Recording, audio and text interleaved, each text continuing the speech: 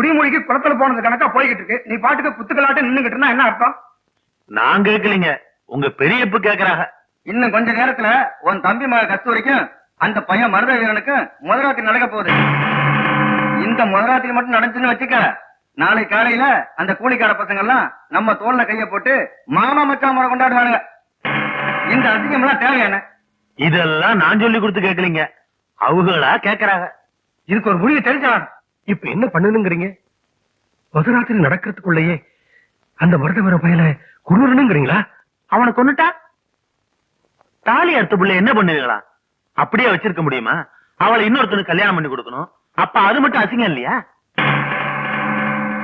இந்த பழியில இருந்து நாம தப்பிக்கணும்னா நம்ம புள்ளைய நாம காவு கொடுக்கறத தவிர வேற வழியே இல்ல.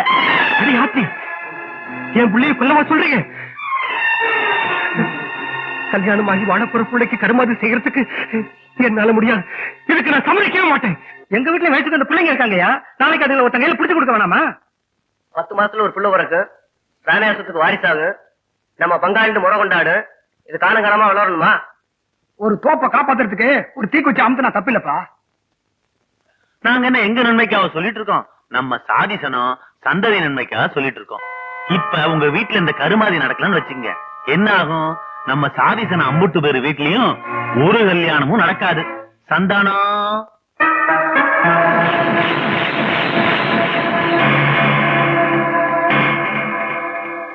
இன்னைக்கு உங்க பொண்ணோட முத ராத்திரி மட்டும் நடந்துச்சுன்னா ஏழையோட ரத்தமும் பணக்காரனோட ரத்தமும் ஒன்னா கலந்துரும்.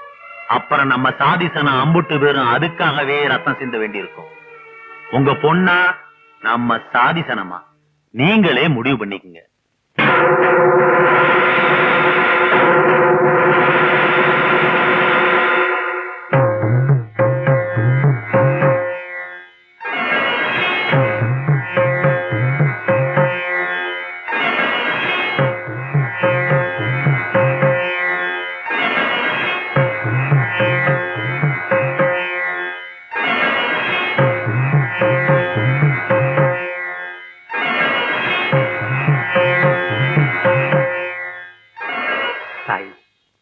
பெரியா நம்மளை வீட்டை விட்டு அனுப்பிச்சிட்டாலும் எப்பவும் ஒன்னையே தான் நினைச்சிட்டு இருப்பாங்க.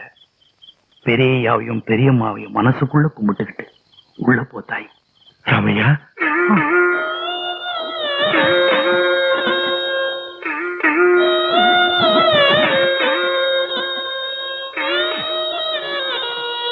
சாதிசனத்துக்கு மரியாதை கொடுத்து நான் ஒதுங்கிறதுட்டாலும் உனக்கு பெரியய்யாவா நான் செய்ய வேண்டியதெல்லாம் செய்யணும் இல்லையா? செத்த என் கூட வரையாதாய். ஏன் நான் என் மூஞ்சிய பாக்குற? பெரிய கூப்பிடுறாங்கல்ல, மாப்பிள்ளைய கூப்பிட்டுட்டு புறப்படு. மாப்பிள்ளை வேணாண்டா, சாதி சனமெல்லாம் குதிச்சு போயிருக்காங்க. இந்த நேரத்துல மாப்பிள்ளை வந்தா விவகாரம் ஆயிரும். பிள்ளை மட்டும் கூட அனுப்பி வச்சுன்னா பொழுது விடியறதுக்குள்ளார நான் பிறந்து விட்டுறேன். புறப்படு தாயி.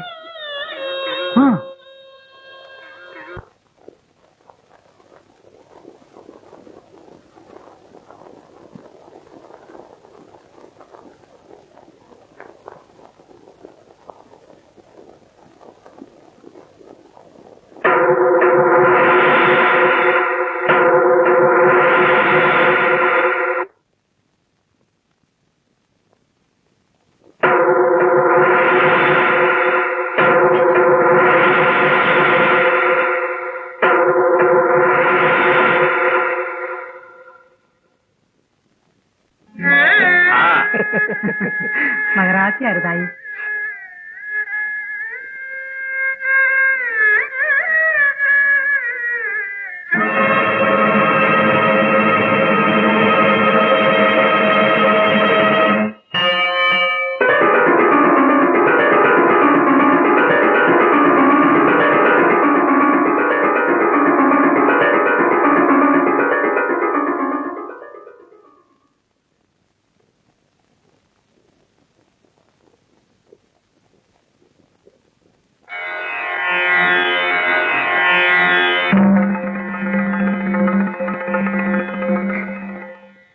என்னங்க புள்ள காலில் விழுந்திருக்க மஞ்ச கும்பத்தோட தீர்க்காயசா இருக்கணும்னு ஆசீர்வாதம் பண்ணுங்க.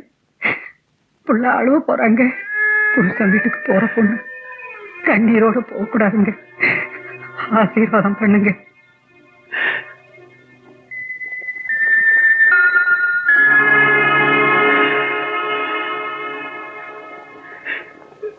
மஞ்ச குங்குமத்தோட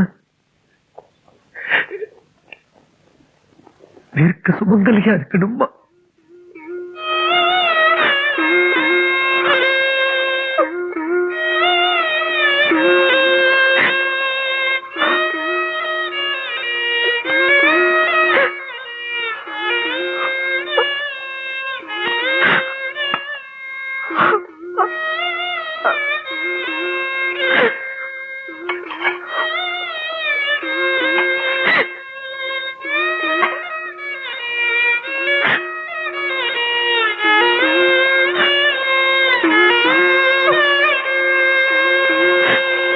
சாப்பிட்டதாய் பெரியா, இதானே எனக்கு கடைசி சோறு. இனிமே நான் இந்த வீட்டுல எப்ப சாப்பிட போறேன்? எனக்கு முதல்ல சோறு ஊட்டி விட்டது நீங்கதான். எனக்கு கடைசி சோத்தையும் உங்க கையாலேயும் ஊட்டி விட்டுருங்க பெரியய்யா. பெரியய்யா,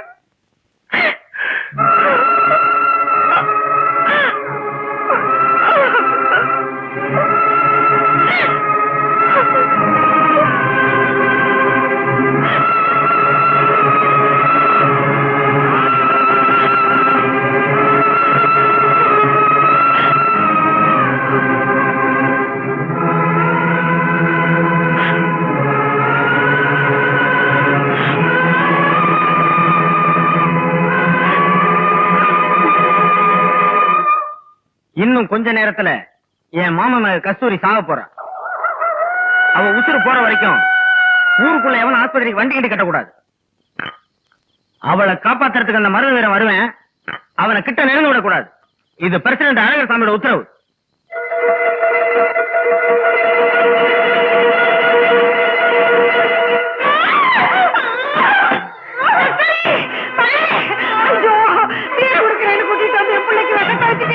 நீங்க நல்லா இருப்பீங்களா?